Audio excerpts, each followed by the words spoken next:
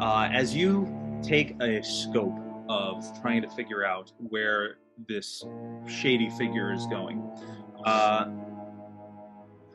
let's see, in terms of tracking, that's survival, right? So we'll say, Maring, you said you were going to tail them. I also so, follow. I turn to Andy and I go, "Watch yourself up on that stage, all right?" And I follow Maring. Yeah, okay. So, Maring and Oaxaca, you guys are going to tail. Andi, Arlin, Luna, Finn, what do you guys want to do? Well, if we are trying to be stealthy... if we're trying to be stealthy about this, then Arlin kind of stands out, so she's going to pull out disguise self. Hey, and what are you making yourself appear to be? Because where are you doing this? Because you're still in a bit of a crowded area.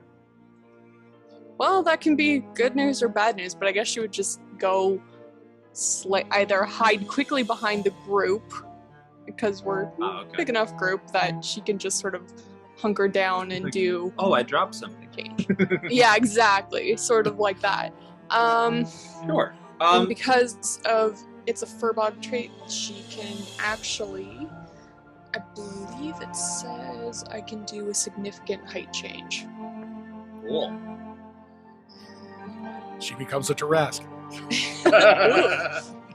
That would be interesting. Zing! I feel like a gigantic convention of adventurers is not the place to do that. If there's ever going to be a group that's going to take down Tarrasque, it's a copious amount of adventurers. Probably, yeah. So I guess she'll do more human-esque unless the tail becomes an issue, and then she'll go tiefling, like Andy, and do the most height difference that she can from being Arlin.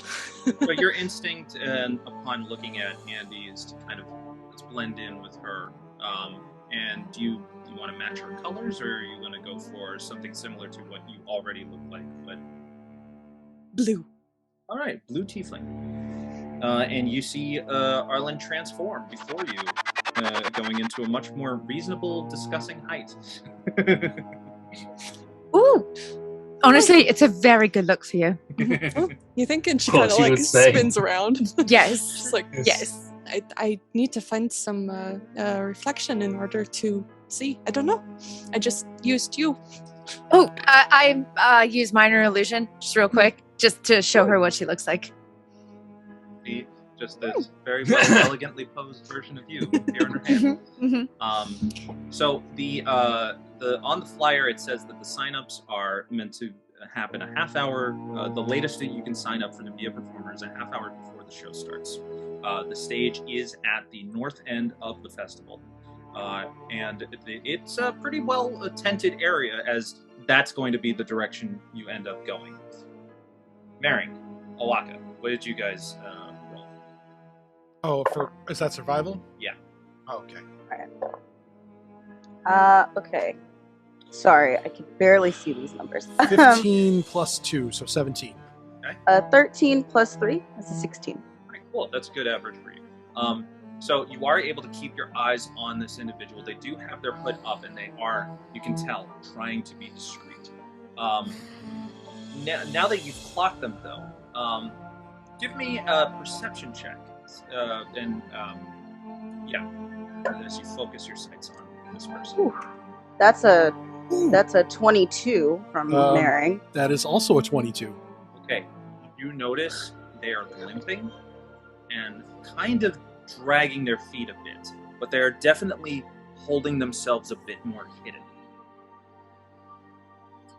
Then they go towards the north end of the festival, and they are trying to very much blend into some sort of like back area, and it's as they get closer to what looks like to be a backstage area, they're getting a bit more aggressive with moving people out of the way.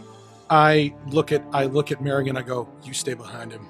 I kind of strafe off to the side and like kind of move in on a diagonal to intercept, just passing through the crowd easily. Can the two of you, since this is a crowded area, I need you guys to give me dexterity checks to see how well you can move through these people. Okay. And you do notice that there are bands that are coming in, and there are people moving instruments a lot, and there's people getting ready to sit into the crowd. So it's getting a little packed. Just a general dex check? Yeah. Okay. All right, that's a natural 20. Count. Wow, that's a 21 for Mering. Okay, these high rolls are starting to scare me a little bit for what could happen. Life finds a way. You have like We're all gonna die. These innate tracking abilities allow you to really seek, find, target, but you're still, you know that when something like this, either from a hunting standpoint or a bounty hunting standpoint, when a target looks like it's in bad shape, is being aggressive, it's not safe to approach directly. At least that's what your instinct is telling you. That's why I was kind of intercepting from the side to like kind of come up. If she's directly behind, I'm trying to like come up. So I'm on a diagonal, like to use a sports metaphor, like a linebacker tracking a wide receiver. Like I'm coming out of his lower corner to like meet him at the door of the backstage area. Like just a triangulate position. So as you're heading in that position, and you are trying to at least cut them off, and Mering, you're getting in front, easily able to dodge, kind of weave. You see that they are now, once they get through and start pushing people, they are starting to run, but limping still. Does he look like he's reaching for something? He looks like he's starting to now hold himself, or the figure is starting to hold themselves a bit more, and you hear a little bit of like some minor retching as they are like almost like they stumble a little bit as they're picking up pace. I kind of look back at Mering and I kind of go in to go right up next to him. Yeah, I will definitely keep up. I try to look under the hood. Do I recognize this person as one of the thugs from the alley? When you're able to finally corner, they are now scrambling for a way to get out, but eventually they do kind of duck between several of seems like the holding tents of the different bands that get. But there is a brick wall that is a dead end, as this is now the kind of walled gate of the big park that the area of the festival is taking place in, and they are just kind of like, and they turn around, and what you see is almost a half-rotting corpse face. Holy shit. With blood dripping out of the side of its mouth. Its eyes are white, and it is feral looking as it just turns to you. As soon as it makes eye contact with me, I pull out the revolver and go, and I fire off Give me a an shot. attack roll. I also will fire off All right. arrow. Both of you will give me the attack rolls. Oh my god! Oh my god! No freaking way. Oh man! Shit. Okay. All right. Sleep. And my luck has gone out, of course, when it comes to D&D Beyond. Okay. No, don't forget, you have inspiration. True. You have a point of inspiration. I do, but And do if I you'd want like to to use find it out for how this? they got them, follow us on social media for that bonus clip. All right. Do I want to use it for this? Honestly, probably. Honestly, I'm gonna roll again. Okay, clear. Let's go. Let's go. Come on, Mering. All right, that's much better. And hold You're on, seeing them, right? Okay. Oh no, I'm not. I don't have it up right now. So I want to see if this rolls the double damage because it's. Hold that oh, thought yeah, for a second. Mering, what did you roll? I rolled a 19 on that inspiration. Yep. And Oaxaca, you got a natural 20. All right. So I'm gonna tell you right now, with a 20 and a 19, you blast its limb off its right shoulder. Its arm is now hanging down as its feral body is just seizing at this point.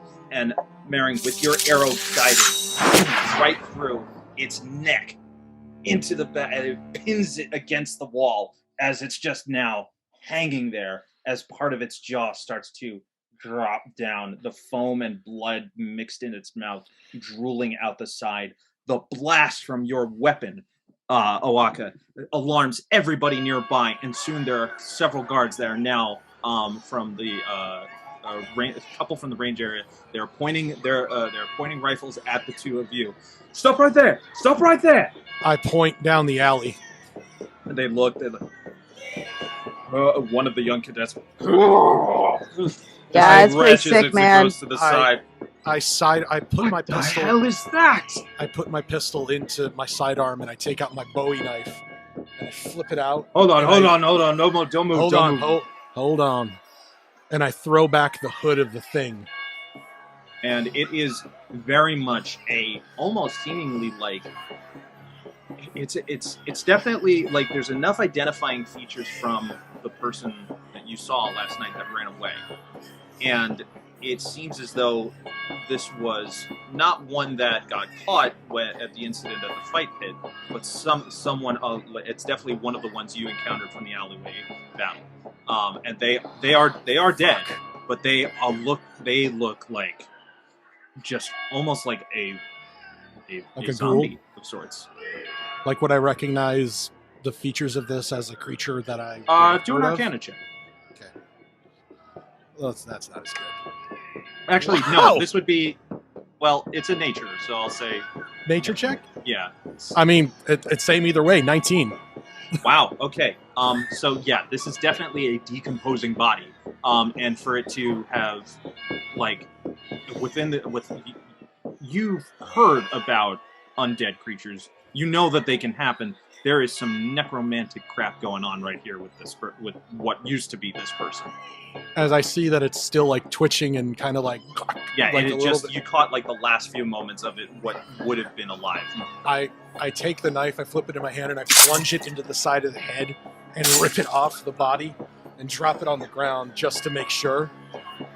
Like off the knife. The two cadets that had their rifles pointed and the one that is just gave up. Like they're just like, oh god. And one is like the other. It's the guy from the range. That's the guy from the range. I wipe my knife off on my pants and I stick it back in the hilt. All right, explain what the hell is going on. I don't know, but you got an undead creature wandering around, which makes me think there's more. Not good, bro. I'm assuming we're getting relatively close if we haven't caught back up at this point. You definitely hear the gunshots, and you realize go in the opposite direction people are running from. As I approach up, I see the guards being there. I shout out to them. Someone who looked like this ended up attacking us last night. They said they were attacking another bard from another group. Be on the lookout for people that look dressed like him. Bard is just like, you heard, and he recognizes your symbol. He's like, you heard this man. Right, fan out. We are looking for, well, no other way to say it, we're looking for a bloody zombie, all right? Just get a perimeter going, cut this place off, and he's positioning people to get the different exits. And I go up to that commander and I go, you caught somebody in the fight pits with a dagger? Yeah, that's what we get to that jail cell. All right, we'll send a couple of people over. They fan out, and Joanna from earlier, she has now run up, having heard the situation. She's got crossbow at the ready. Eldon is beside her. He's got very nice looking rifle at the ready. They go up to you, Maring, and like, you guys just know how to make a ruckus around here, don't you? Hey, your town's the one with the dripping, foaming, undead pieces of shit walking around, okay? Yeah, that's a bit of a problem. What about the rest of them? And he sees you guys all now convening into this background, like fairground area that's a little more open. That would be it's behind the big stage. Well, what happened? Pretty gnarly. He look familiar? And does that look? Sorry. No. No show. I mean, no. Guard looks like, yeah, I believe this show is cancelled. It's Listen, all right, we're Luna. going I to would have check won the anyway. other tents. If you guys, Probably. if you could all check the other tents as well, just to see if anyone is, just if anything happened is strange going about. I Sure. unholster the sidearm again, and I go up to like the nearest tent. So the guard goes, the captain of the guard that you were talking to goes to the leftmost tent, and then there are 3 others on the opposite right side. So it's like 1, 2, 3, 4. All right, I will go into the third one. Bow up already. I'll go with the walker. I look at her, and I pull back the tent, and I like just cover look inside with the rifle. Do I like with the sidearm? Do I see anything? And out. Arlin, Luna, Finn. Oh, I'm gonna go with Luna is gonna go with Maring, with their short staff kind of at the ready. Okay. I'm just giving a chance for anyone to prepare anything that they may want to, just in case. Yeah. As much as I can, seeing, I assume the guy that is no longer around, I would like to cast Eyes of the Grave, which, as an action, you know the location of any undead within 60 feet of you that isn't behind total cover and that isn't protected from divination magic until the end of your next turn. Finn, are you All right. preparing anything at all, or you're going to be accompanying? I'm assuming the split happens. Maring, Luna, Oaxaca, Andi, Finn, Arlin. Yeah. So who's heading in which direction? Sorry. Arlin has now gone to the unoccupied tent. So there's the first, second, and third are now each of you are occupied by, or each one. I guess I'll head into the. There was one that was unoccupied still, or Yeah. Basically, it's just like 1, 2, 3. So okay, you guys will I'll have go in with Arlin so that she's not alone. Okay.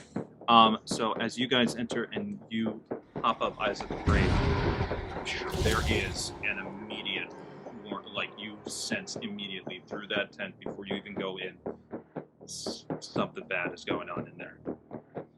Oaxaca, Andi, when you open up, there are 2 bodies on the ground. They are they're bleeding out the sides. Their instruments have been bloodstained at this point. Maring, Luna, when you open up the curtain, I need you both to make a dexterity saving throw for me right now.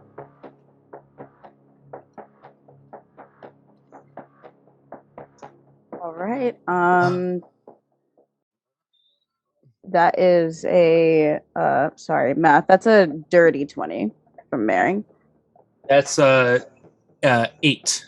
Okay, Maring, you hear the snarl come before it's just very similar to what you just saw, and you're able to get out of the way as the hand reaches through the curtain. Luna, however, you are not so lucky, and you take a claw attack.